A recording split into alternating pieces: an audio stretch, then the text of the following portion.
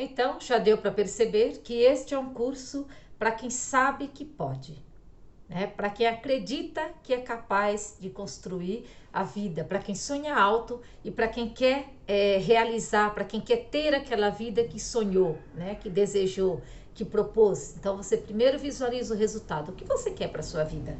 Depois que você visualizou, você sabe o que quer, aí vem que nós vamos te ensinar, te ajudar, dar a mão e caminhar junto com você para que você realize. Então, o curso tem esse propósito, é para quem quer empreender, né? É para quem acredita no seu potencial e acredita que é capaz, né, de realizar tudo aquilo que planejou, tudo aquilo que desejou. Quando eu falo, né, que é para essas pessoas, né, as pessoas obstinadas, as pessoas que sabem que elas são capazes, porque quando você não sabe, né, você atrai aquilo que você está cultivando na sua mente. Então, se você está alimentando o fracasso, se você está alimentando a sua não capacidade, então é isso que você vai colher de resultado.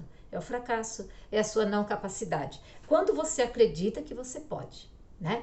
E você se propõe, né? Você tem metodologias para isso, que nós oferecemos essas metodologias. Então você vai precisar de metodologias para seguir, para chegar lá. Mas aí você vai, né, aplicando cada uma delas, vendo, né, o que é adaptável à sua jornada e vai construindo passo a passo a sua jornada. Então, colher o sucesso é a parte final, né, a coroação. Agora, esse caminho da sua decisão, né, que é o mais importante, o momento que você tomou a decisão de que você quer, né, desse caminho da sua decisão até a coroação, né, esta jornada é a jornada em que você vai a cada passo saboreando o sucesso. Então, o sucesso é saboreado na jornada e você só descobre, né, o que é possível, né, e o que é sucesso ou não enquanto está, né, conquistando, enquanto está se preparando, enquanto está caminhando para chegar no resultado. Esse caminho da sua jornada, ele não tem só flores nele, não. Tem as flores e tem os espinhos. Tem o sabor doce, tem o sabor amargo. Então, o amargo é para te preparar, para te deixar com mais força para você avançar, né? O doce é para te dar energia, para te deixar eufórico, para te trazer, né, alguns momentos em que você precise daquele descanso para depois novamente juntar toda a sua força e ir. Então é para motivação, né? Para te deixar com foco e sempre observando qual é, né, o resultado que você quer. Então, quando você sabe o que você quer, você planejou, você caminha nessa direção. E quem sou eu para ficar falando isso para vocês? Então, deixa eu me apresentar, né? Eu sou Maria Vieira, né? Desde criança, já muito cedo, tive que abrir mão de muitas coisas para ir em busca daquilo, né, que eu queria. Então, desde criança, eu construí para minha vida. Eu sabia o que eu queria lá na frente e aí eu tinha que fazer de tudo para chegar no resultado que eu queria. Então, eu comecei, né, quando eu tinha os meus 11 anos de idade, 12 anos, quando eu falei para os meus pais que eu queria continuar estudando, morava na fazenda, as meninas daquele lugar estudavam até a quarta série e parava por ali, porque é o que tinha na fazenda, para estudar, né, o fundamental até a oitava série, depois ir para o colegial, eu tinha que ir para a cidade. E, né, na maioria só os rapazes iam para a cidade, as moças ficavam lá, né, se preparando e aprendendo coisas, né, que as mulheres aprendiam para poder cuidar das suas casas, né, dos seus maridos e das suas famílias. Então era isso. E eu não queria esse destino para mim. Então eu sou, né, de uma família numerosa, né, tinha 10 irmãos, e aí eu falava para o meu pai, eu quero continuar estudando, eu quero ser professora. Quando eu cheguei, né, completei 12 anos, e aí eu via as minhas irmãs menores indo para a escola e eu não, já tinha terminado a quarta série, daí não tinha mais como, e aquilo me doía muito. E aí eu comecei, o que eu posso fazer, né, o que eu tenho que fazer para poder continuar estudando. E nós íamos às missas a cada 15 dias no lugarejo, né, lá sempre a cada 15 dias tinha um lugar onde era um vilarejo, e aí tinha ali, né, várias pessoas e tinha uma igreja, e nessa igreja, né, ao centro da nossa comunidade, sempre iam as freiras lá acompanhando o padre quando ia lá celebrar a missa. E Um dia ela estava ensaiando conosco lá os cânticos que nós íamos cantar durante a celebração. E no final do ensaio eu fui conversar com a freira e queria saber se as meninas que estavam no convento estudavam. E ela disse que sim, estudava até a 8ª série, não fazia o ensino médio, porque antes de fazer o ensino médio, elas iam para o noviciado, e aí ficavam 3 anos no noviciado, que era numa chácara, fazia retiro, bastante silêncio, e ali ia tomar a decisão se queria ser freira mesmo ou não, então era esse tempo de preparação que elas tinham, né, para os votos perpétuos para ser freira. Falei, bom, se as meninas estudam até a 8ª série, então eu quero, né, eu vou estudar. Aí eu falei para a freira que eu queria ir, que eu ia conversar com meu pai. Aí que cheguei em casa, conversei com meu pai e tal. Meu pai, de jeito nenhum, você não vai para o convento, né? Você vai ficar aqui, vai ajudar na lavoura, vai ajudar, né, os serviços domésticos com a sua mãe e não vai estudar coisa nenhuma, né? E eu ficava, me doía muito ver os meus irmãos indo, eles eram menores, iam, né, para a escola, eu já tinha passado da fase, eu ficava olhando e nada. Aí eu comecei a fazer uma oração e perguntar, o que eu posso fazer, né, para convencer o meu pai de que ele deve me levar para o convento. E aí me veio a resposta, assim, de dentro para fora, rezar, reze o terço. Então, quando eu escutei aquela voz me falando, reze o terço, não tive dúvida. Falei, é isso que eu vou fazer. Toda noite eu ajoelhava no pé da minha cama e ficava ali. Eu não jantava, né? Eu fiz uma promessa para mim mesma que eu ia substituir a janta pelo momento de oração com o terço. Então, quando meu pai chegava da roça, ia jantar com todo mundo, né? Eu ia para o meu quarto rezar o terço. Aí toda vez ele perguntava para minha mãe, né, onde é que eu estava, ela dizia, está no quarto dela rezando o terço. Ele ia lá olhar e me via lá de joelho, rezando. Eu nem registrava a presença dele na porta. E aí passou alguns dias isso, né, ele começou a ficar incomodado, foi uma semana, foi 2. Aí ele falou, mas por que ela faz isso todo dia, né, e só ela, e não chama ninguém, fica ela sozinha, o que acontece, né? Aí minha mãe falou, ela quer ir para o convento. Enquanto você não deixar ir para o convento, ela não janta mais e ela fica só em oração, nesse horário, né, que nós todos estamos aqui a janta. Depois que ela termina a oração dela, ela vai dormir sem falar com ninguém. E ela está pedindo, né, nessas orações dela para que você a leve para o convento, porque ela quer ir para o convento, ela quer estudar. Quando meu pai ouviu isso, aí acredito que ele não conseguiu mais olhar, né, e ficar, não tomar nenhuma ação. Eu continuei fazendo as minhas orações todos os dias. Aí um belo dia ele falou, chega, né, não precisa mais fazer isso, amanhã mesmo eu te levo para o convento. E aí eu continuei fazendo a minha oração para agradecer. Né? Eu falei, não, agora que eu vou rezar o terço e vou continuar rezando e agradecer, né, porque o meu pai vai me levar.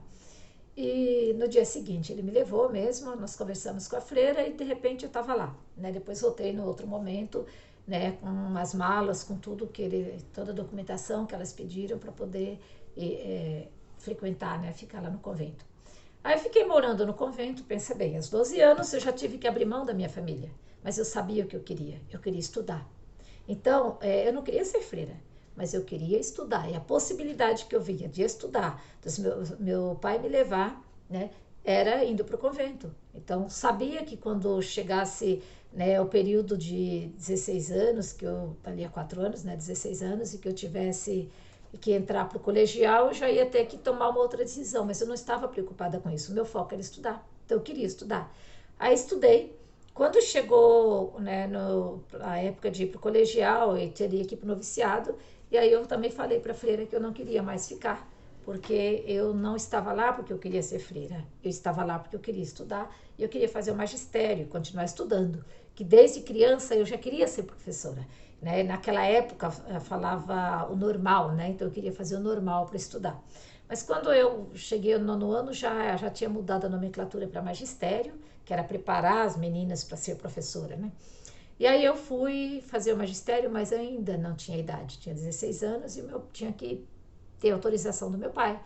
E ele, de novo, não deixava, então eu tive que convencê-lo. Aí os argumentos já foram outros, mas eu tive que usar toda uma argumentação para convencê-lo de que era mais fácil ele me deixar, né, estudar e fora de casa do que me levar para casa e todos os meus irmãos não estudando, e eu ia perturbá-lo tanto que todos os outros iriam também junto comigo reforçar e querer estudar. Então, que era melhor, né, que eu não fosse para casa e continuasse estudando sozinha, porque era só uma filha dele querendo estudar. Eu sei que foram muitos argumentos, mas ele acabou, né, indo comigo até Cascavel, procurando pensionato para eu morar e vendo uma escola onde eu ia fazer o magistério. Daí eu fiz em Cascavel, no colégio Nossa Senhora Auxiliadora, fiz o magistério.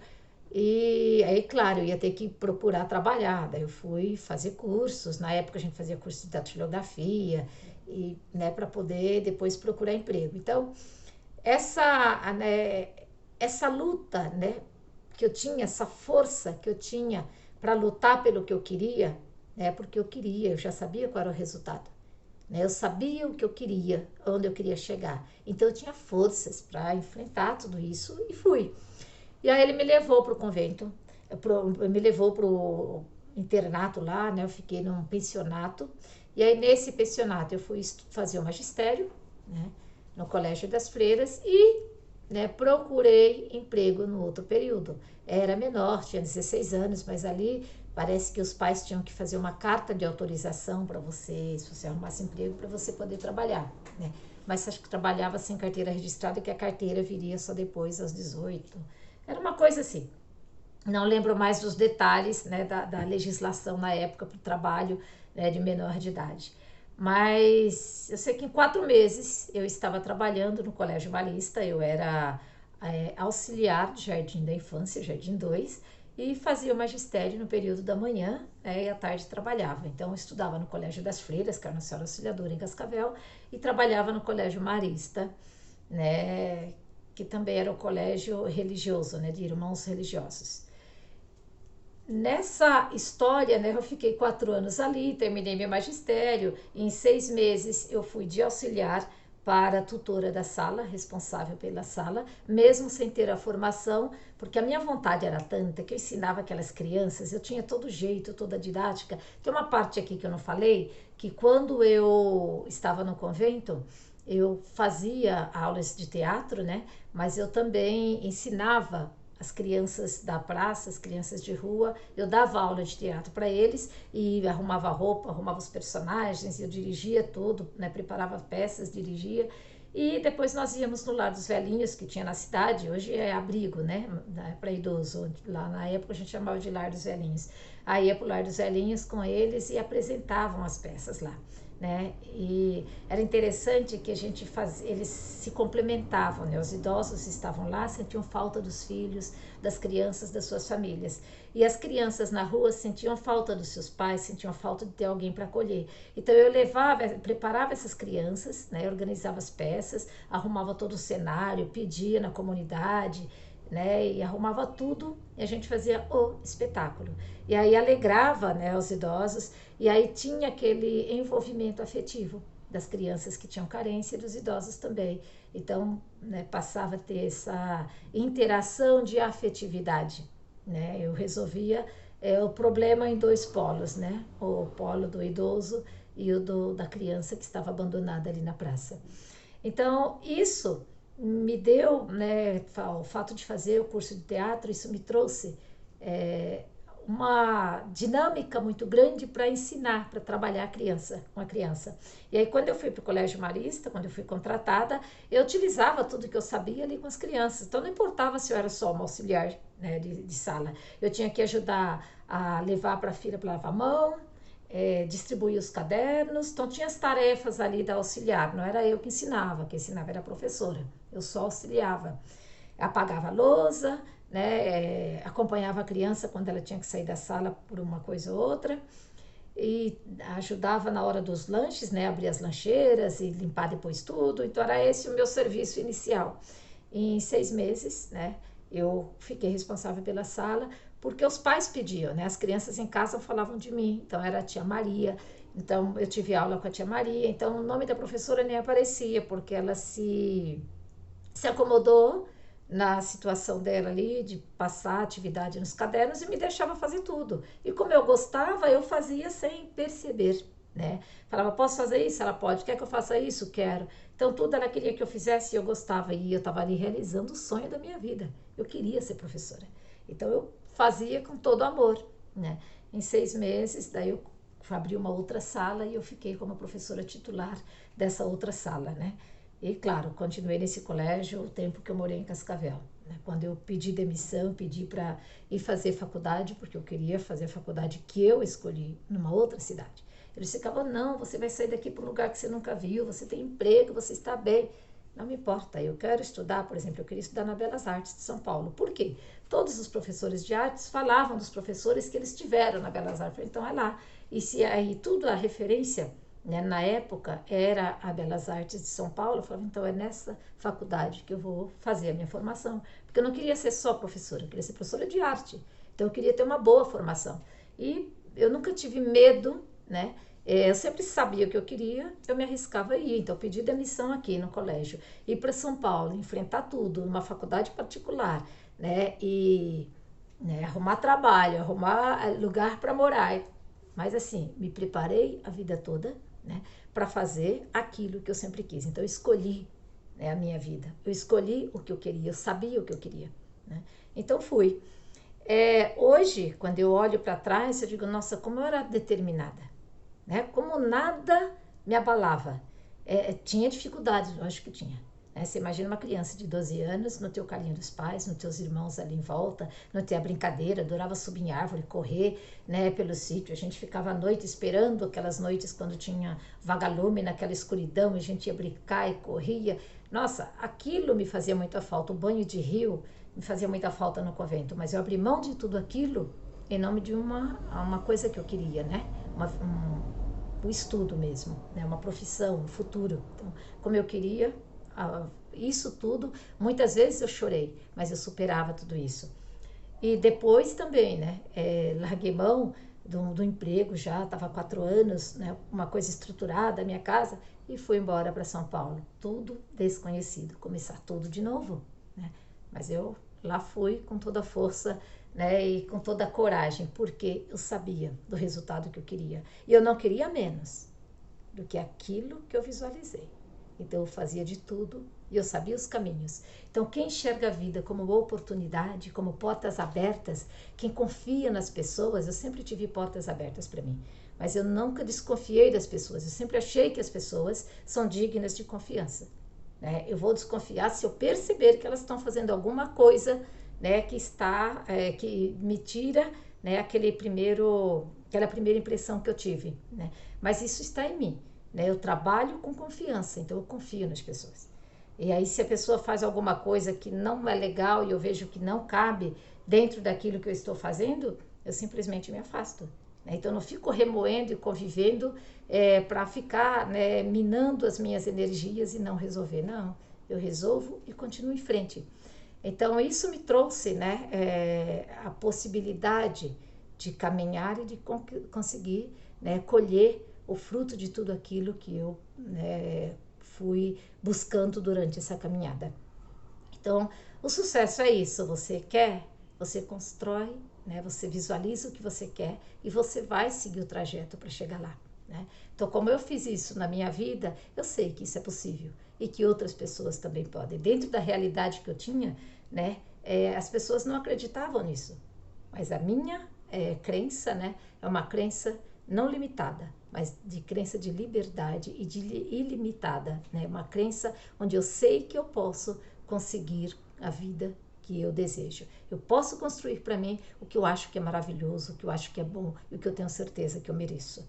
E você também, né? Você também pode construir esta vida para você. Então não é porque isso foi há muitos anos, não. Ainda hoje, a vida continua da mesma forma. A criança, para estudar e ter bons resultados, ela tem que se organizar e se preparar e perseguir esse resultado. O atleta, para conseguir ter o resultado, ele continua se preparando para isso. Então a vida continua no mesmo segmento.